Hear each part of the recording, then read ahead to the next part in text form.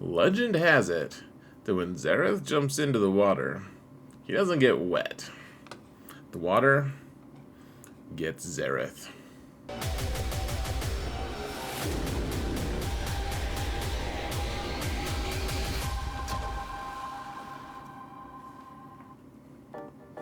Hello everyone, and welcome to another episode of Zareth Prevails. Today we're going to talk about modding of the new characters. It's going to be a delight, I'm sure, at least for me.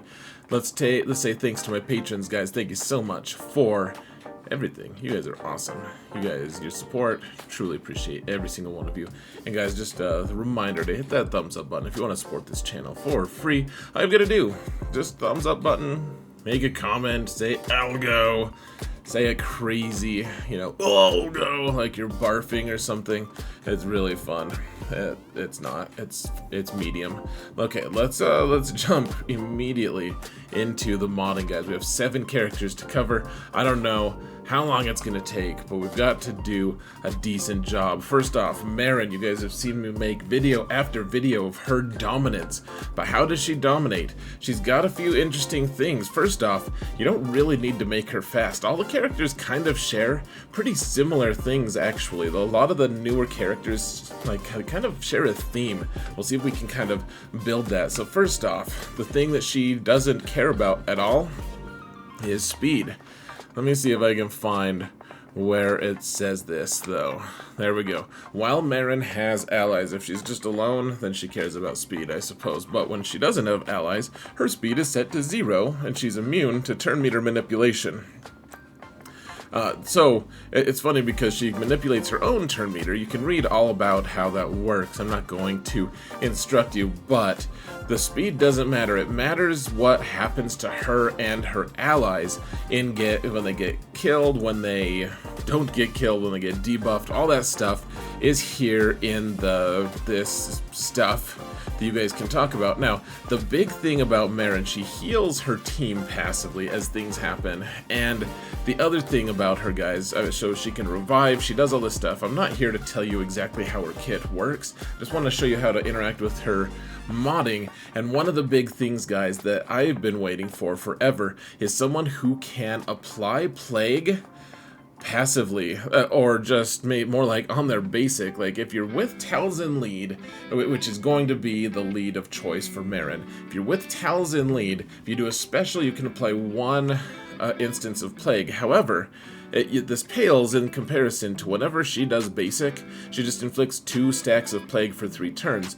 Plague becomes extremely important for what she's trying to do. Now, there are some builds that are going to want to kill Jabba, some builds that are going to want to do other things, but I think the generalized build for her is going to say, hey, let's prioritize some plague. Let's get some plague out there as much as possible. Now, there's actually some builds out there right now where you can actually just take her and Talzin, and if you make her survivable enough and live long enough, that with the Datacron, you just explode a whole team with just the 2 of them. However, that's Datacron stuff that's not general use, so we're going to kind of ignore that. What you want from her, you don't want her to be crazy tanky, because if she is, you kind of want your whole team to be somewhat easily killable, so that you can, get those deaths and kind of recycle and, ramp up your buffs and ramp up your stats and all this stuff, guys. The thing that is consistent about it is you really want to be able to apply plague, and so the way I have her modded is all the potency I can find. You can have the cross with potency. You can have, so she wants some offense too, of course. But she doesn't do like a ton of personal damage. Like eventually she's going to get outstripped by like Asajj or something, but her main point of damage is right now just going to be in applying all that plague and have the plague kill people to death. Now, that's basically it. Now, I have an accuracy arrow here just to be silly.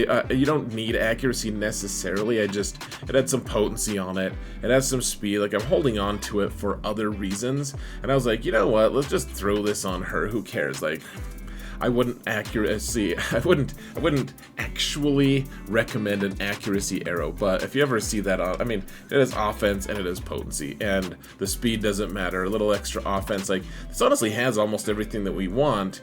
Probably best to just have an offense mod, frankly.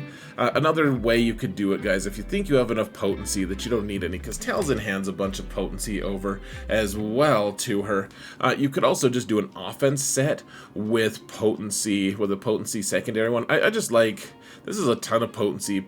Talzin gives her a bunch more, and then she generates other potency. Like, you just want it to be like automatic. Hey, unless they get that 15% resist, then she's going to apply 2 stacks of plague every single time. She also stuns, and also whenever she uses this ability, it also, something that people miss, I mean, she's a new character, so we'll excuse them graciously. However, dispel buffs on each enemy with 2 or more stacks of plague. If you've been doing your job, if she's been handing out plague at the prodigious rate she's capable of, then you can actually just dispel all the buffs on enemy, on all of them, if they have plague. So lots of cool stuff for her. I would say that the priority is going to be potency. You want maybe some health or some offense in a mix, and all the other stats can kind of just go away. I mean, it's kind of sad, and we're wasting 58 speed. I mean, it's not really that sad. Let's talk about Fat Rex.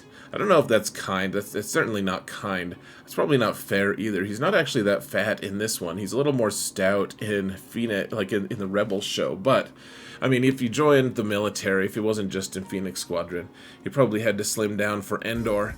It doesn't matter. It sounds like I'm being judgy, and I'm like, gosh, I need to start losing weight myself. But Captain Rex, I'm really excited about him, guys. The new Datacron looks super fun, but we're not talking about Datacrons here. We're talking about long-term sustainable modding, and he does a few things. First off, he doesn't do a ton of damage. He does okay damage, but nothing that you really want to just really boost, right? Like, nothing crazy. Now, an interesting twist, he's actually a rebel fighter, so you could put him with like a Mon Mothma squad if you wanted to, and have him fight next to Kyle Katarn. I kind of want to try that at some point. We're not going to do that right now. He does a lot of cool stuff though, because I mean, well, he just does. He's exciting. He's a fun character. The thing is, he's going to be with either a clone squad or a Phoenix squad, and that's almost universal. The thing about him is going to be, you want him to take a lot of turns, which he gains turn meter and stuff. He gains speed up. He gains all this cool stuff. Or he gains speed. I don't remember if he gains speed up, like the buff. But he also gains a huge amount of health, and you usually want to take character stats and really just amplify that. Now, I know that there are some times that it's like, oh, actually, we didn't want all that health, because things like courage, you know, from Padme, doing that % health damage stuff doesn't do us any favors. If he's pure health, he just disintegrates in that case. But for the most part, you're going to be taking Phoenix on offense anyways, and you have a few different things going on. So first off, you get 40% max health, you get 25 speed, you get some tenacity, which we're not really going to boost too much, because especially if we're with the Phoenix Squadron, you're going to have other ways of getting tenacity up, stuff like that. Yeah, so otherwise, I mean, so everyone's always assisting, everyone's doing all this stuff, and he's not the main damage dealer. If he's with Phoenix, other damage dealers like Sabine, maybe Ezra, Zeb, they're going to be doing the damage. He's just the facilitator. He's the one who makes everyone stronger. So he does, with the Omicron, get extra damage, but then he also gets another 60% max health. So not only does he get 40% max health, on top of all that, he gains another, so he gets double his health, and he gets a bunch of extra speed. He does all kinds of cool stuff with clones and everything. Like, we don't have time to manage all of this stuff, guys. I think the other thing that you really want to pay attention to, so you want him to be fast, so you can take a lot of turns. You want him to be healthy, so that he can get as much boost from his cool buffs that he gets, from his unique buffs that he can. The other thing is, guys, he has a lot of interaction with, when things crit, good things happen for you. So, like if this attack scores a critical hit, all allies recover health and protection. This one is whenever the basic attack scores a critical hit, dispel all debuffs on Captain Rex and another random clone or a Phoenix ally.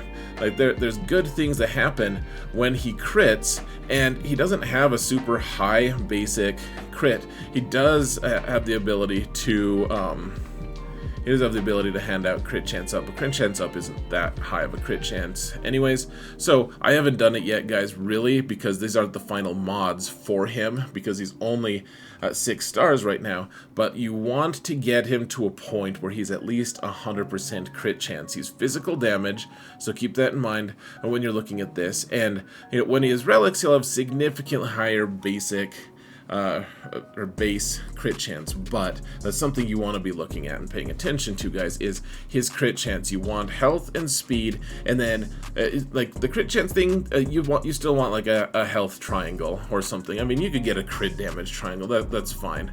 You can see my mods are just kind of a mess here, guys. Like, protection is not what you want on him. You want health, but you have to forgive me.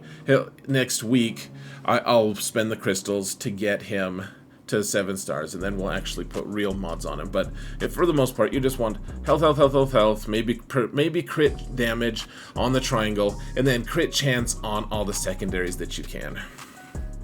Next we have Cere and we have Cal. Now both of them currently have a mission on Zepho, and there's like 4 different strategies out there that people are yelling at the top of the lungs, "We're right and you're wrong, a-hole." And I for the Zepho mission, I'm just gonna say, listen to whoever you trust the most. Use your own discernment. This guide is more for how, like, generally using their kits to your advantage, guys. And that the idea here is, and I mean, some of them actually do match up.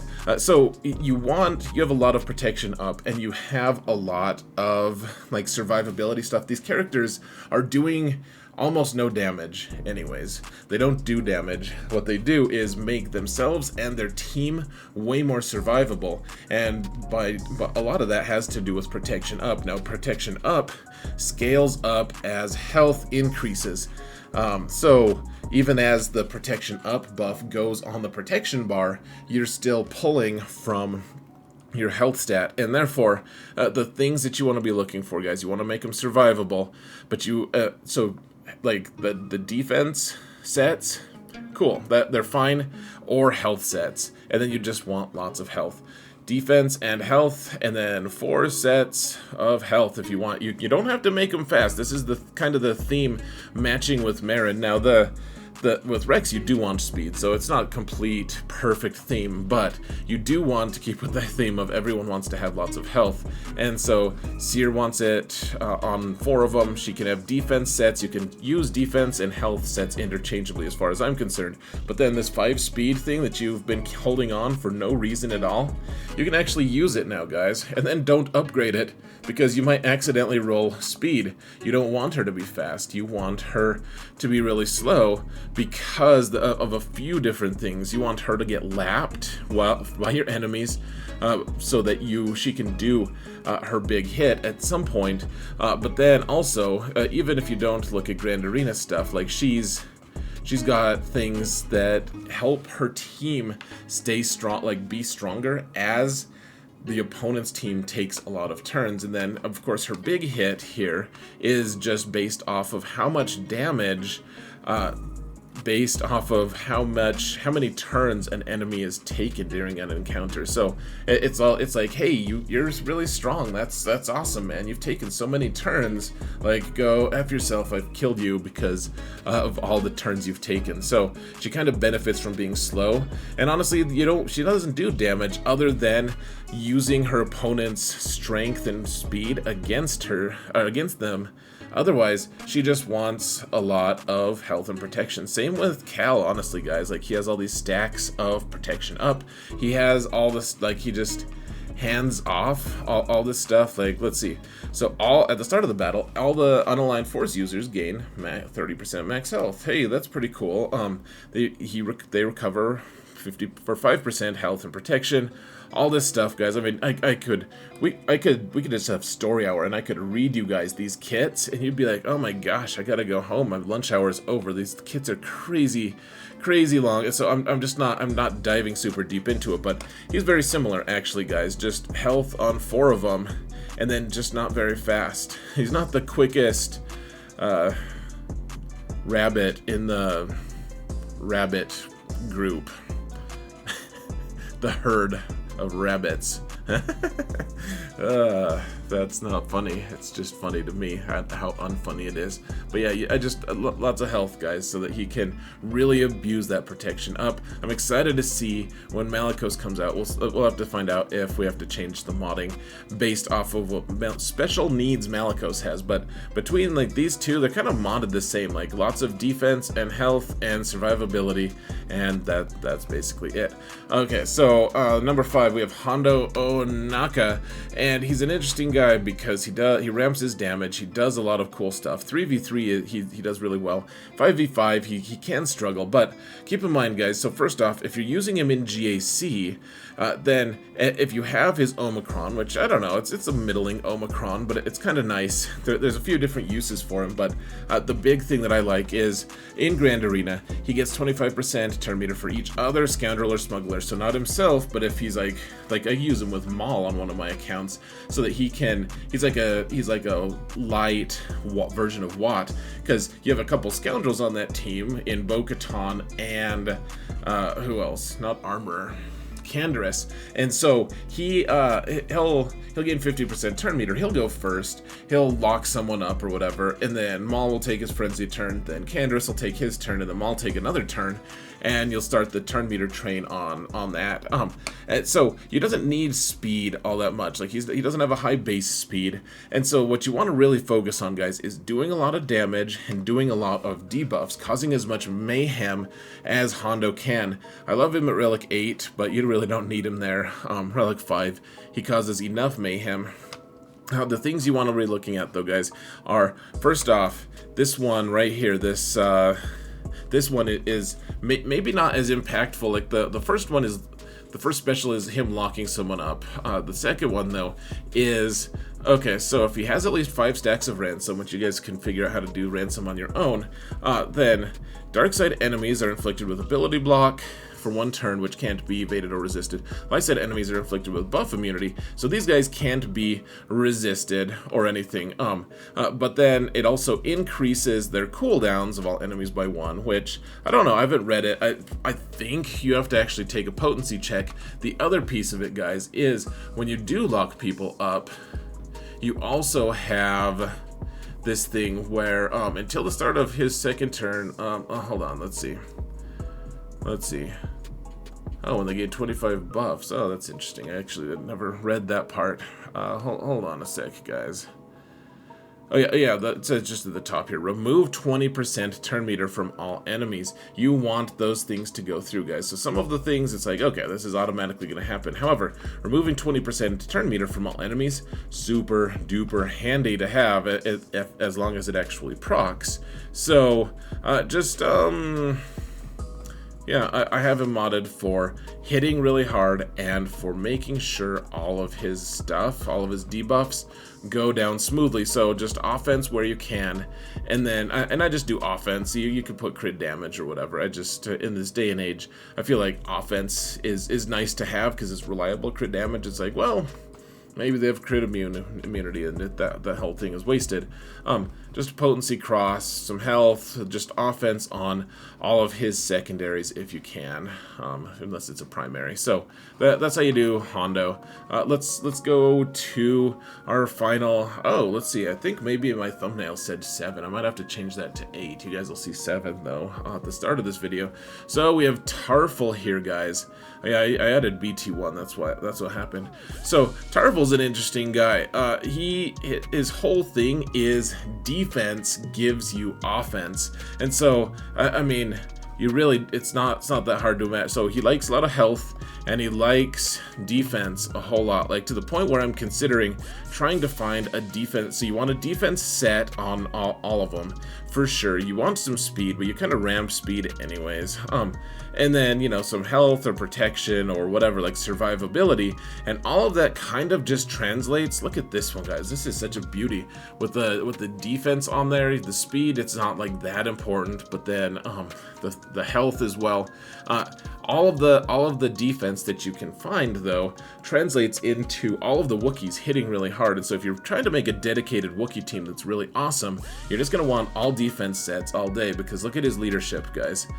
It goes...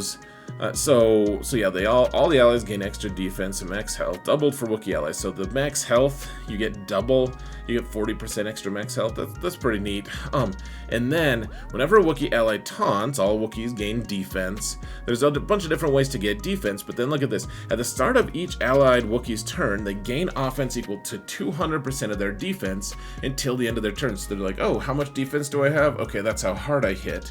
And that's pretty cool. The thing about it, though, guys, is they have a lot of different ways to kind of just stack their defense and like keep it long term. You just want him to be defensible, and as they get hit, they do damage to their opponents. Like, it's a fun team, guys, and if Bad Batch didn't exist, I think it'd be a lot more of a pain in the ass. So just defense and health, that's what you want with him. Zorii is a kind of tricky one because the damage, or the whole team does a crazy amount of damage, and I can't really explain the entire team to you guys. It takes a long time, and frankly, I'd probably be unequal to the task of showing you guys everything. However, the really big things for her, guys, are...